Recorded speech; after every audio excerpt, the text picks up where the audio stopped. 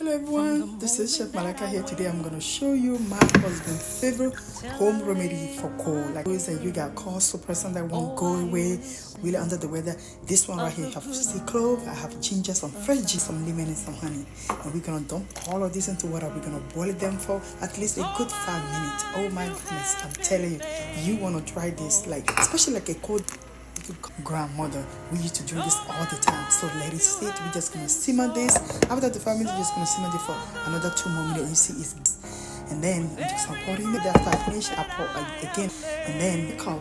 And when I do that, after I finish, I put it away. Just like he drink that like a of coffee. Instead of drinking coffee, he like to get the energy in just for as a healing. Okay, and mix it really good. Put some honey. I use now raw honey because it's very important to your body. And then you guys go squeeze some lemon. You see me doing that, and voila, and it's been very good.